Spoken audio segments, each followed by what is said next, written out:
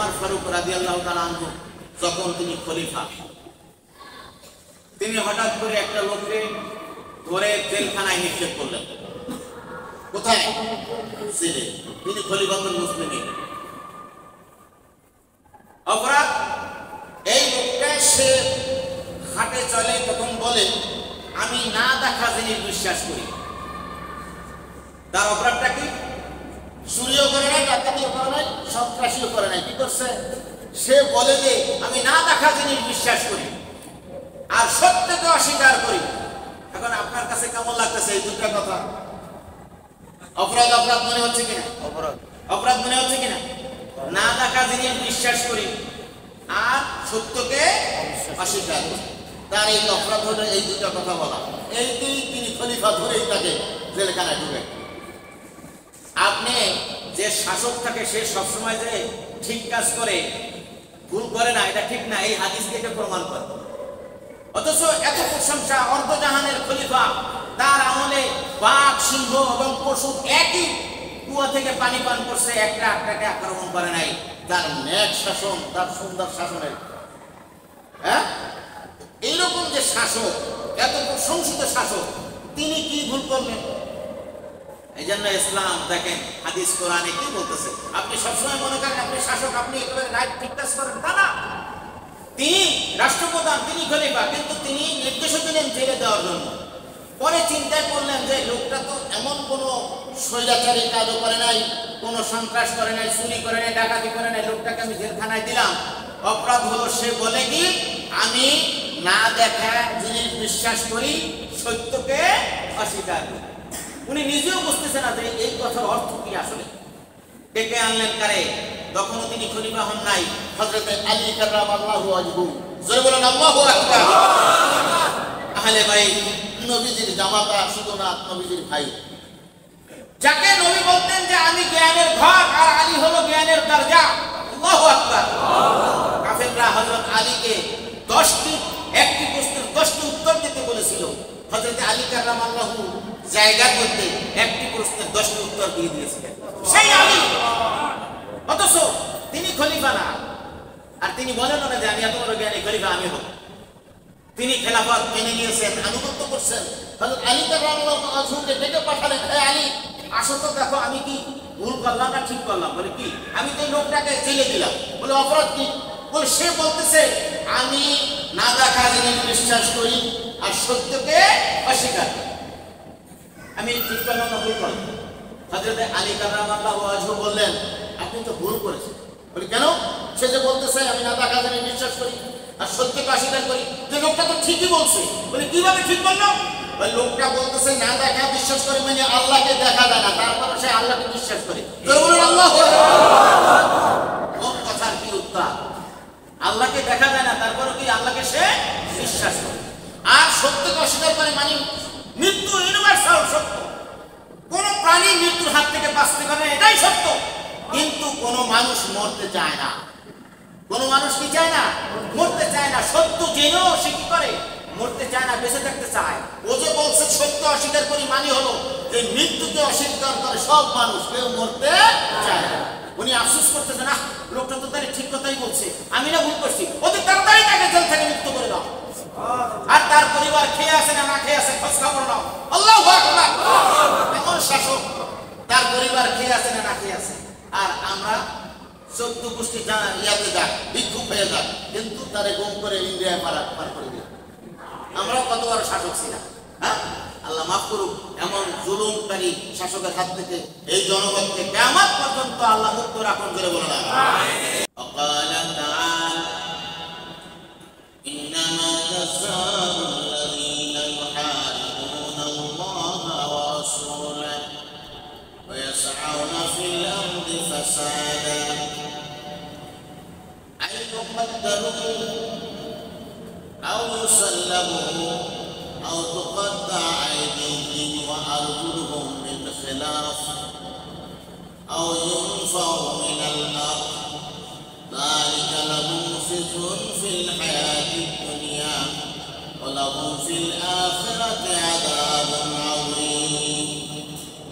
সূরা মায়েদা 33 নম্বর আয়াত।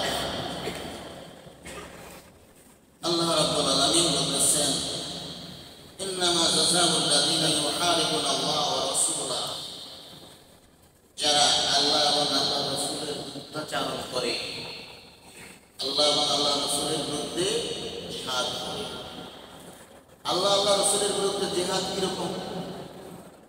আল্লাহর হুকুম, রাসূলের নির্দেশ, রাসূলের সুন্নাহ এর বিরোধিতা করার নামই হলো আল্লাহ আল্লাহ রাসূলের বিরুদ্ধে জিহাদ করা। ওয়ায়াসআউনা ফিল আরদি ফাসাদা, এবং একটি জনপদে তারা হঠাৎ করে কিছু বুঝে ওঠার আগেই তারা কি করে? বিশৃঙ্খলার সৃষ্টি করে। যার নজির আমরা প্রতিনিয়ত আমরা দেখতে পাচ্ছি। যে কয়েকদিন পূর্বে যে আনসাররা যে ঘটনা ঘটাইল, এটা কি বিশৃঙ্খলা না? বিশৃঙ্খলা কিনা? তো আপনারা হয়তো বলবেন যে হুজুর এই কোথ থেকে কোরআনের আয়াতগুলো বেশি হয়েছে আনে, যে ঘটনা আমাদের দেশে ঘটে যায় এর সাথে কোনো মিলে যায়। এই ঘটনা ঘটে যায় আর আল্লাহ এটা জানেন না? জানেন? আল্লাহর কাছে কোনো এই ভবিষ্যৎ, বর্তমান এবং অতীত বলতে কিছু আছে? এটা তো আমাদের কাছে। আল্লাহ রাব্বুল আলামিন 100 বছর পরে কি হবে না হবে এটা জানেন না? জানেন। এজন্য কিয়ামত পর্যন্ত কি হবে না হবে সম্পর্কে তার সম্যক জ্ঞান আছে বিধায় তিনি সেই 1500 বছর আগেই এই আয়াতে কারিমা নাযিল করছেন।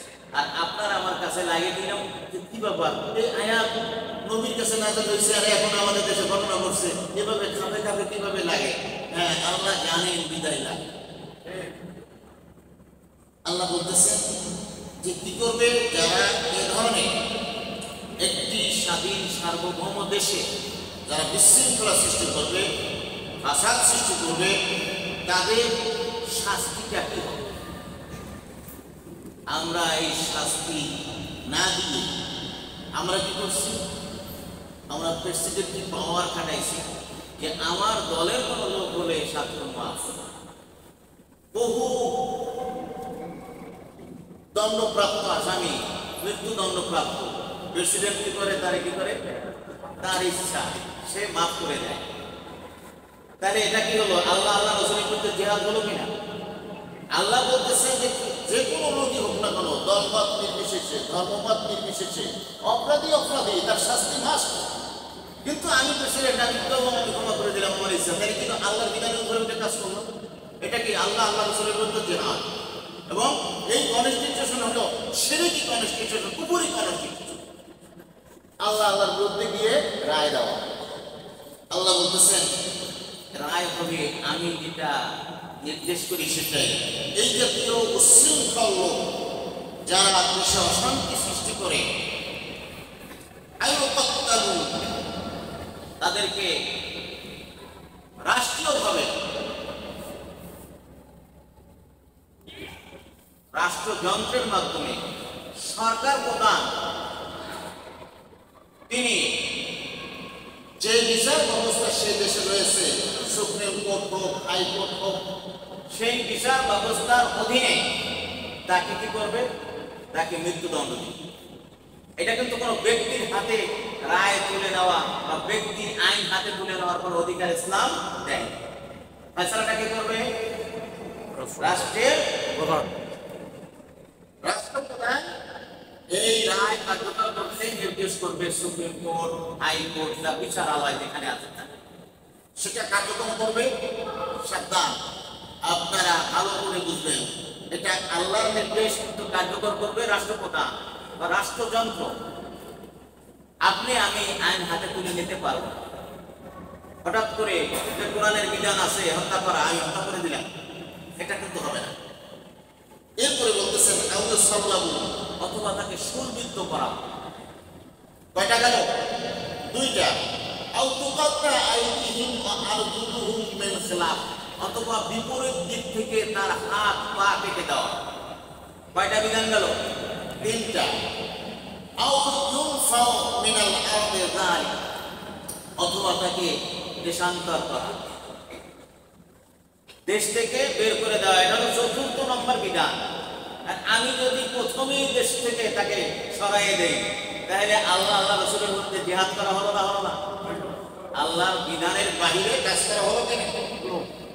সে যদি কেউ কোনো বিমানবন্দরের কোনো কর্মী বা কোনো প্রহরী যারা সীমান্তে প্রহরারত আছে, কোনোভাবেই যদি কেউ কাউকে যদি দেশ থেকে ভাগিয়ে দেয়, তবে এই দণ্ডটা আরো কার্যকর। এখন এটাই বিশেষ। আল্লাহ বলতেছেন এটা দুনিয়ার জীবনে তার জন্য একটা লাঞ্ছনা মাত্র, আখিরাতে তার জন্য ভয়াবহ শাস্তি অপেক্ষা করছে। এইটাই শেষ না, আখিরাতে তার জন্য কি আছে? ভয়াবহ শাস্তি।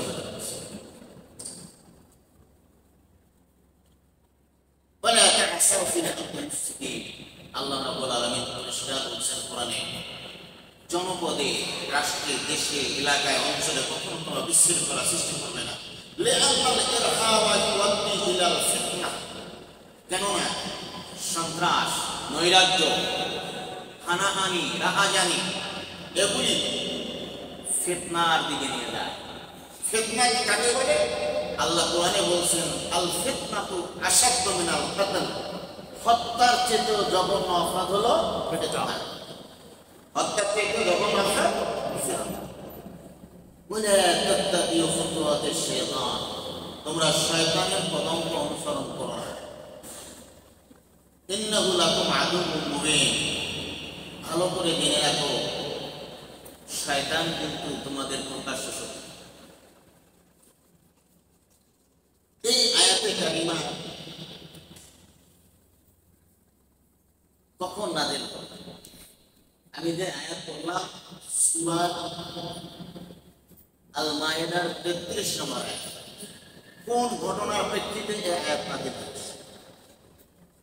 উরাইনা নামক একটা গোত্র ইসলাম গ্রহণ করে মদিনায় প্রবেশ করল। মদিনায় আসলো। মদিনার তৎকালের আবহাওয়া অত্যন্ত কষ্টসাধ্য ছিল। তারা অসুস্থ হয়ে পড়ল। এই আবহাওয়া তাদের সহ্য হয় না। আল্লাহ নবী মদিনার অদূরে যেখানে সাদাকার উট থাকে, উট যেগুলি আল্লাহ রাসূলকে দেওয়া হয়, এখন বর্তমানে যেমন রাষ্ট্রীয় কোষাগারে মানুষ কি করতেছে, বন্যার্তদের জন্য সাহায্য দিচ্ছে না, এরকম বহু উট প্রতিপালনকারীরা এরা উট নবীকে দান করত, সদকা। এই সদকার উট আবার এক জায়গায় প্রতিপালিত হতো। আল্লাহ নবী ওই অসুস্থ লোকগুলিকে সেখানে স্থানান্তর করলেন এবং সেখানে থাকতে বললেন। তারা সেখানে উটের প্রস্রাব এবং উটের দুধ পান করল। তাহলে চিকিৎসার জন্য উটের প্রস্রাব পান করা জায়েজ আছে না নাই? দেখছেন, হাদিস থেকে বিধান পাওয়া যাচ্ছে উটের প্রস্রাব একটা ঔষধ, কিন্তু যে কেউ খাইতে হবে না। এটা ডাক্তার নির্ধারণ করতে হবে যে এই রোগের জন্য এটা শেফা দেবে। উরাইনা নামক অঞ্চলে এই লোকগুলি তারা অসুস্থ হওয়ার কারণে নবী সাদাকার উট যে অঞ্চলে সেখানে পাঠিয়ে দিলেন।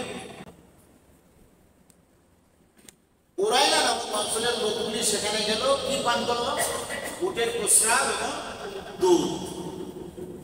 আমি কি বানিয়ে বলছি না হাদিস কোরআন থেকে? বাহিরের কোনো কথা বলি, পরিষ্কার কোরআন থেকে বলছি, কোন আয়াত সেটা আমি বলছি। তারা সুস্থ হয়ে গেল, উটের প্রস্রাব দুধ খেয়ে সুস্থ হয়ে গেল। কিন্তু সুস্থ হয়ে গেল না, তারা কি করলো? রাখালদেরকে হত্যা করে সমস্ত উট নিয়ে তারা ভেঙে গেল। ভালো করে খেয়াল করেন হাদিস এবং কোরআন। এখন একটা শ্রেণী আপনার মুখোশ পাল্টিয়ে দেখবে যেই দল ক্ষমতায় আসতে পারে তাদের পাশে গিয়ে দাঁড়াবে এবং বলবে যে আমি বাগদাদার ধর্ম ভুলে গেছি, আমি এটা ছাড়া কিছু বুঝি না। আছে না নাই? সুযোগ বা জিন্দাবাদ আছে কিনা? ইসলাম কত সুন্দর সতর্ক করছে যে এরকম লোক আসবে। মুসলমান বেশে মদিনা ঢুকছে, মুসলমান হয়েছে, কিন্তু তাদের অন্তর্নিহিত উদ্দেশ্য ছিল কি করা? চুরি করা, দেশের সম্পদ লুটে নেওয়া। স্বাধীনতার পক্ষে সত্যি করে আমরা সব লুট করে নিয়ে গেলাম। হ্যাঁ, কি সুন্দর। এরকম এরা আসছে মুসলমান, কিন্তু কাম করলো কি, রাখালদেরকে হত্যা করে উট নিয়ে তারা পালিয়ে গেল। আল্লাহ নবী তাদেরকে ধাওয়া করলেন, লোক পাঠালেন তাদেরকে ধরে আনার জন্য। তাদেরকে ধরে আনা হলো, এনে তাদেরকে জ্বলন্ত লৌহ শলাকা চোখের মধ্যে ঢুকা দিলেন। শাস্তির দ্বারাগুলি দেখেন। আরেকটা হলো কি, এরপরে তাদেরকে হত্যা করলেন। তাহলে এখানে যে বিধানটা বললো যে কি করবে রাষ্ট্র, এইভাবে অন্যায়কারীকে কি করতে পারবে, চোর বা সন্ত্রাসী বা চাঁদাবাজ, এদেরকে ঠিক রাষ্ট্রীয় আইনে তাকে কি করে মৃত্যুদণ্ড দিতে পারবে। কিন্তু ডাইরেক্ট মৃত্যুদণ্ড না দিয়ে চোখের মধ্যে জ্বলন্ত লৌহ শলাকা কেন ঢুকালেন? তারা ওই রাখালদের চোখে তারা এইভাবে শলাকা ঢুকাইছে। তাহলে শাস্তির মাত্রা বাড়ছে না কমছে? প্রথম বিধান আল্লাহ দিয়েছেন, আর দ্বিতীয় বিধানটা রাসূলুল্লাহ সাল্লাল্লাহু আলাইহি ওয়াসাল্লাম করেছেন সময়ের প্রেক্ষাপট অনুযায়ী। যেহেতু তারা শুধু চুরি করেনি, চুরির জন্যই তাদেরকে হত্যা করা হবে, মৃত্যুদণ্ড দেওয়া হবে। কিন্তু এর আগে যে রাখালদেরকে হত্যা করার আগে তাদের চোখের মধ্যে শলাকা ঢুকেছে, এই জন্য তাদেরকে কি করতে হবে, শলাকা ঢুকাতে হবে। এইগুলিকে যদি রাষ্ট্রপ্রধান যদি এই কোরআনের বিধানগুলিকে যদি অনুসরণ করে, তবে কে কোন মাপের অপরাধী এবং কার শাস্তি কি হওয়া দরকার সে এটা মূল্যায়ন করতে পারবে এবং কার্যকর করতে পারবে।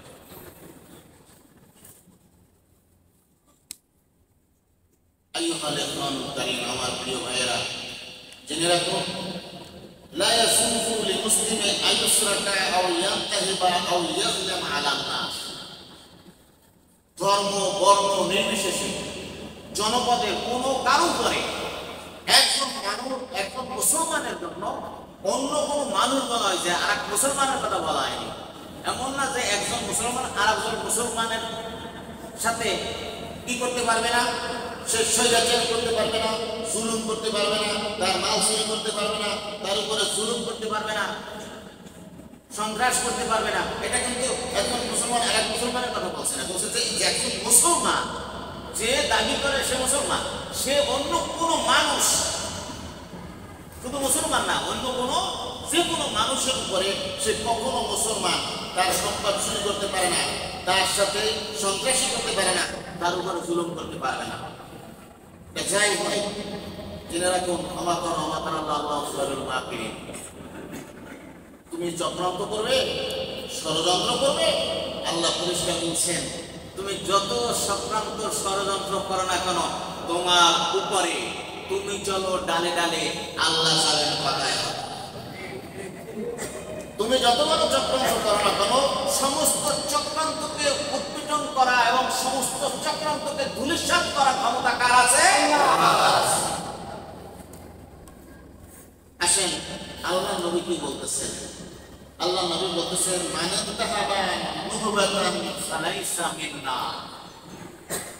যে সন্ত্রাস করবে, রাহাজানি করবে, এলাকার অশান্তির সৃষ্টি করবে, আল্লাহ নবী পরিষ্কার বলছেন সে আমার দলভুক্ত নয়।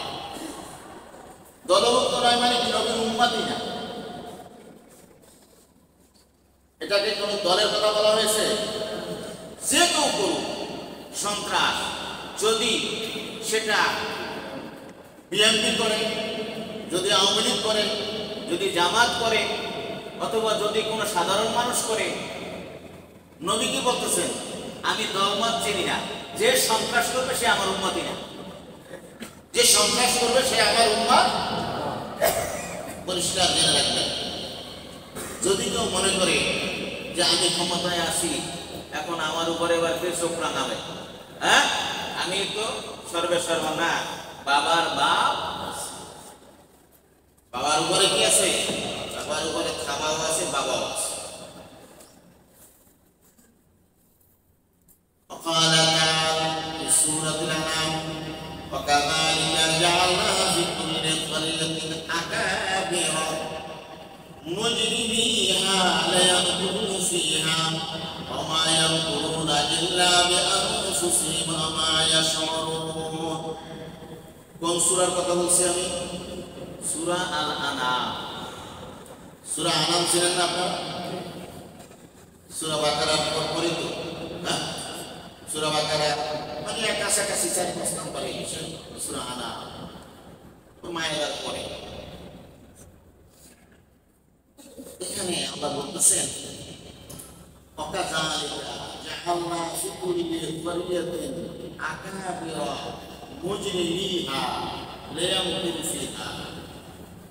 প্রত্যেকটি জনপদই কিছু স্বৈরাচার থাকে। প্রত্যেকটি জনপদে কি থাকে? স্বৈরাচার। চাই সেটা বাংলাদেশে হোক, ইন্ডিয়ায় হোক, পাকিস্তানে হোক, ইসরায়েলে হোক, কি আছে? স্বৈরাচার আছে না নাই? এই স্বৈরাচার যখন ক্ষমতায় বসে, আল্লাহ বলতেছেন ফি কুল্লি ক্বরিয়াতিন আকাবিরা মুজরিমিহা, মানে অপরাধ জগতের গডফাদার। আল্লাহ কি ভাষা বোঝেন না? আপনি গডফাদার লাগাইতেছেন, নাউজুবিল্লাহ, এটা একটা শিরকি কথা। গডফাদার এটা কি বোঝা যায়? আল্লাহ কি বাপ আছে নাকি? নাউজুবিল্লাহ। এটা তো খ্রিস্টানরাও বলে নাই যে আল্লাহ বাপ আছে। খ্রিস্টানরা বলে আল্লাহ সন্তান আছে, জোরে বলেন নাউজুবিল্লাহ। তাইলে আমরা খ্রিস্টানের চেয়ে তো আরো খারাপ হয়ে গেলাম নাকি? আমরা কি বলতেছি? গডফাদার বলতেছি কিনা বলতেছি? হ্যাঁ, নাউজুবিল্লাহ। একটা কুফরি পরিভাষা। খবরদার, আমার মুসলিম যারা কখনো শব্দ ইউজ করবেন না। অর্থাৎ অপরাধ জগতের কাণ্ডারি, অপরাধ জগতের প্রধান, যার নির্দেশে সমস্ত অপরাধ সংগঠিত হয়, তাকে কি বলা হয়? হ্যাঁ, মাফিয়া ডন। এটা বলতে পারে কি? Mafia don. এটা একটা ভাষা, একসময় চালু হয় স্থানীয় ভাষা। আল্লাহ বলতেছেন আকাবির। আকাবির মানে বুঝলেন? আকাবির হলো যিনি সর্বে সর্বা অপরাধ জগতের যিনি ডন, যার নির্দেশনায় সমস্ত অপরাধ সংগঠিত হয়। আমরা এতদিন বলতাম কি, আপনাদের আমাদের মনে প্রশ্ন থাকতো কি যে এত অপরাধ, এত গুম, এত খুন, এত স্বৈরতান্ত্রিক, এত অপরাধ একটা লোক করে যাচ্ছে, আল্লাহ কেন তাকে পাকড়াও করছে না?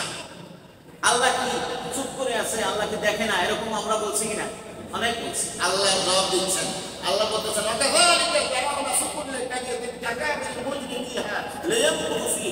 ওই জনপদে সে যাতে আরো বেশি দুরাচার, আরো বেশি স্বৈরাচারী কাজ করতে পারে, আরো বেশি অপরাধ করতে পারে, এজন্য আমি তাকে অবকাশ দিতাম। এই অবকাশ কে দিয়েছেন? আল্লাহ। এই নিজে আল্লাহ বলতেছেন আমি তাকে কি করছি? অবকাশ দিয়েছি। তারা মনে করছে যে আল্লাহ তাকে চান্স দিছে, সুযোগ দিছে, উনি আরো কিছু করবে, আরো কিছু করবে, আরো কিছু করবে, এরকম আশা নিয়ে উনি অ্যাডভান্স হচ্ছে, আগাচ্ছে আগাচ্ছে। আল্লাহ বলতেছেন আমি তাকে অবকাশ দিছি। এটা সে যে মনে করতেছে এটা আসলে ভুল।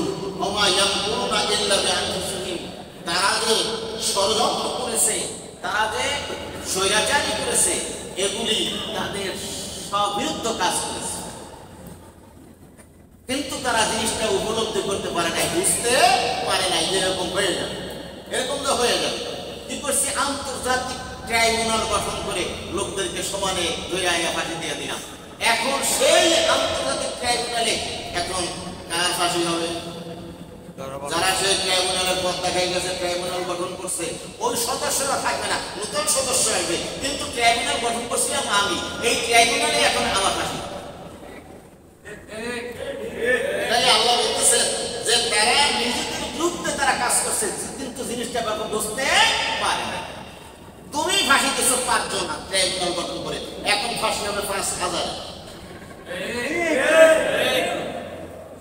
আল্লাহ বলতেছেন আপনারা দেখবেন, কোরআন খুলে পড়েন না, মিলিয়ে দেখবেন। আমি বলছি কোন সূরা? সূরা আল-আনাম। এরপরে আসেন চক্রান্তকারীদেরকে আমার আল্লাহ আবার হুঁশিয়ার করছে। আল্লাহকে রাজনীতি শুরু করছে নাকি? হ্যাঁ, আল্লাহ রাজনীতি কোনো রাজনীতি করে? উনি রাজাদি রাস, মহারাজা। উনি রাজনীতি করে না, কে করে? উনি হলেন মহারাজা, সব রাজার মহারাজা। তিনি সারা বিশ্ব শাসন করেন। কাজে তিনি হুমকি দেবেন না, কে দেবেন? তিনি হুমকি দিচ্ছেন। আফা আমিনাল্লাযীনা মাকারু والسيئات أن يخسف الله بهم الأرض أو يأتيهم العذاب من حيث لا يشعرون। এই আবার দেখেন লা ইয়াশউরুন আসছে, একটু আগে গেছে লা ইয়াশউরুন। তারা উপলব্ধি করতে পারতেছে না, বুঝতেছে না, ভাবতেছে না। হ্যাঁ, এইটা আল্লাহ বলতেছেন যে আফা আমেনা মেনাল লাদিনা মাকারু, যারা চক্রান্ত করে ষড়যন্ত্র করে তারা কি মনে করছে যে তারা খুব নিরাপদ? খেয়াল করছেন কথা? আল্লাহ বলতেছেন কি, যারা ষড়যন্ত্র করে আফা আমেনা, তারা কি নিরাপদ? একেবারে গ্যারান্টি পেয়ে গেছে, নিরাপদ গ্যারান্টি, নিরাপত্তা, হ্যাঁ, জীবনের শেষ পর্যন্ত তারা নিরাপদ থাকবে, এরকম কি চিন্তা করতেছে? যারা কি করতেছে? ষড়যন্ত্র করতেছে, অসাইয়া এবং বিভিন্ন অপকর্ম করতেছে। অপকর্মের মধ্যে কমার নাম অনেক, সাইয়া পাপের কাজ। পাপের কাজ কি কি? চাঁদাবাজি করা পাপের কাজ কিনা? কাউকে ধমক দেওয়া পাপের কাজ না? সন্ত্রাসী করা পাপের কাজ না? দেশ কাণ্ড করে কাউকে হয়রানি করা পাপের কাজ কিনা? হ্যাঁ, এরকম 50টা নাম বলা যাবে অপরাধ, এটাকে কমার নাম আল্লাহ বলছে সাইয়া, পাপের রাজ্যে পাবার। আল্লাহ বলতেছেন যে তারা কি এমন নিরাপত্তা বোধ করতেছে যে তাদের ক্ষমতা আল্লাহ ধসাইয়ে দেবে না, এটাকে তারা কখনো চিন্তা করেছে?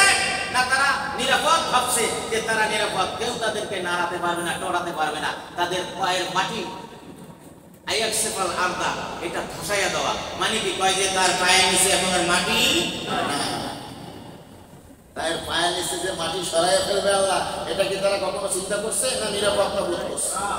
এরপরে কি বলতেছে,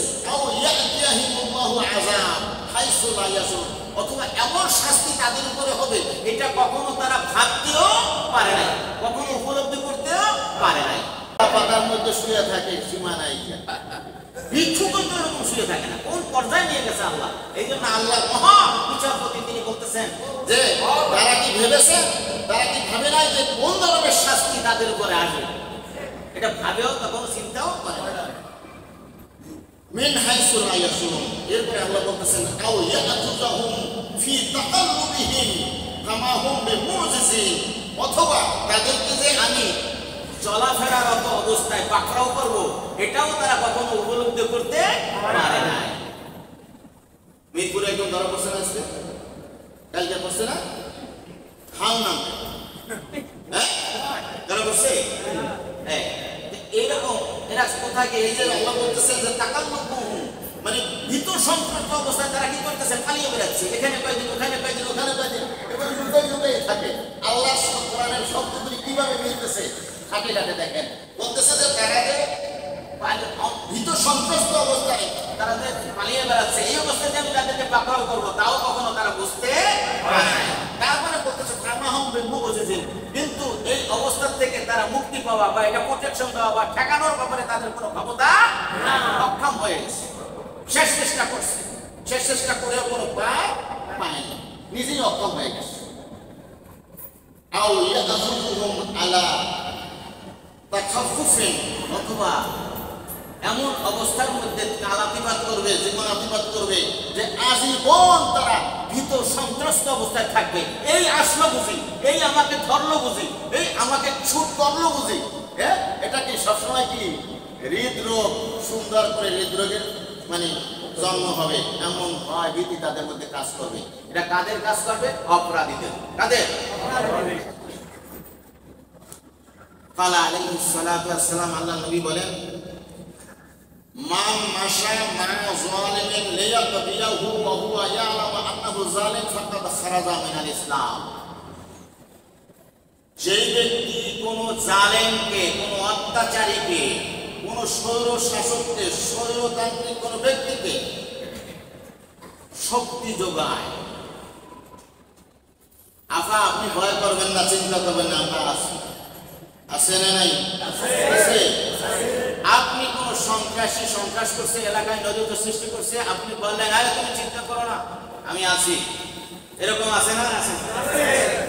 এ ব্যাপারে কিন্তু কালকে দেখলাম বিএনপি সাবধান করছে যে কোনো নৈরাজ্যকারী সন্ত্রাসকে আমার দলের লোকজন এখন শেল্টার না দেয়, তবে জীবনের দ্বারা পরিষ্কার করা হবে, নাকি? দেখছি না, এটা মিথ্যা কথা না সত্য কথা? এটা খালি বিএনপি না, সব দল চাবে যে এরকম বেশি অনেক শেল্টার দিতে আসবে, কিন্তু মায়া মহাত্মা দেখাইয়া শেল্টার দিবা না, তাইলে একেবারে আজীবন পথ শেষ। হ্যাঁ, এটা বাস্তবতা। আল্লাহ নবী বলতেছেন যে মান শব্দ শব্দ অর্থ করি আমি, আসেন দেখেন। মান যে ব্যক্তি, মাশা মানে চলে, থাকে, সঙ্গ দেয়।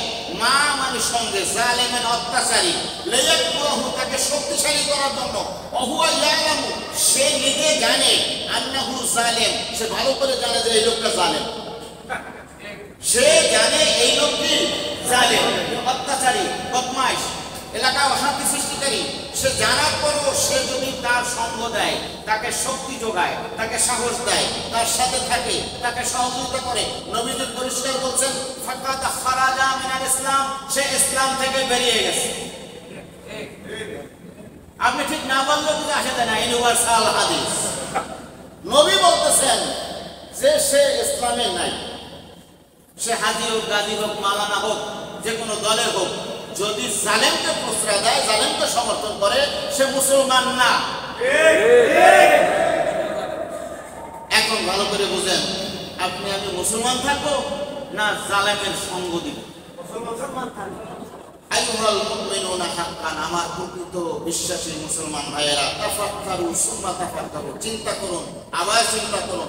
আইনা ফিরাউন, কোথায় ফিরাউন, নমরুদ, হামান, কারুন, আবু জাহেল, এরা ব্যাখ্যা করার দরকার নেই, আপনারা বুঝছেন যে এরা কই।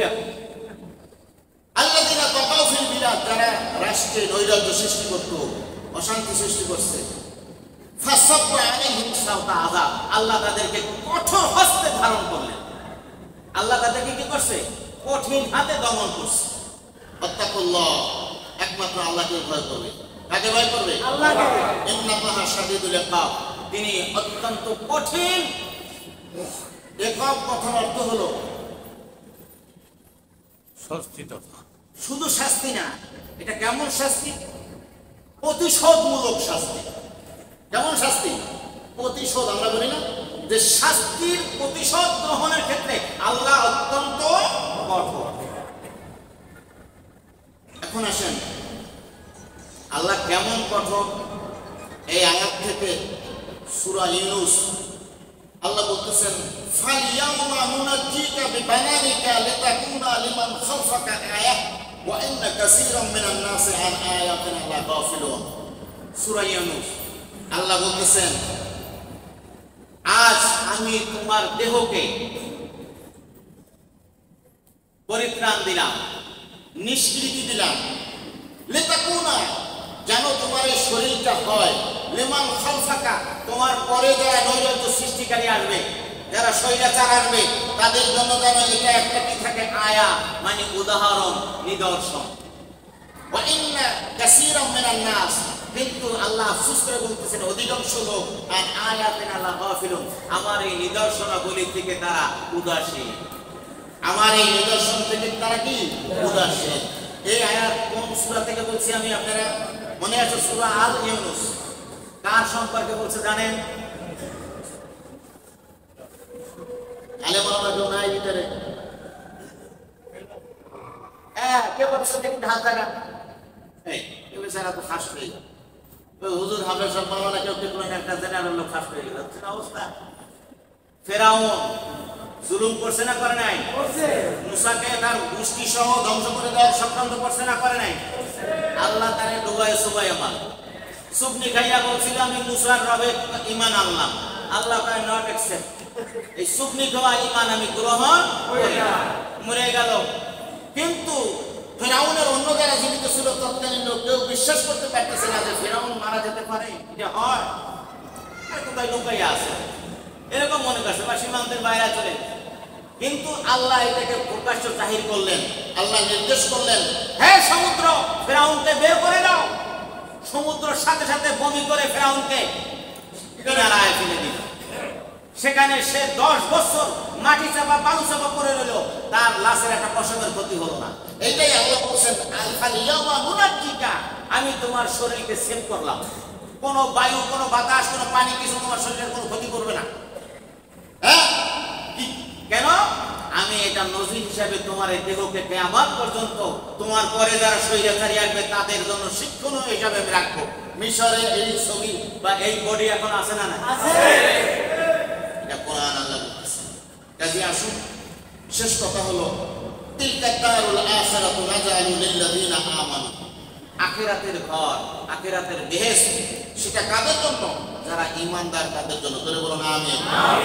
লা ইউরিদুনা গুলুওয়ান ফিল আরদি ওয়ালা ফাসাদা। সেই আখিরাতের ঘর, আখিরাতের বাড়ি, আখিরাতের বেহেশতের সুরম্য বালাখানা, শান্তির জায়গা, এইটা কিন্তু সাবধান জেনে রাখুন। যারা পৃথিবীতে পাপাচার, স্বৈরাচার, যারা বিশৃঙ্খলা সৃষ্টিকারী, এদের জন্য নয়, এদের জন্য সেই আখিরাতের বাড়ি না। ওয়াল আকিবাতু লিল মুত্তাকিন।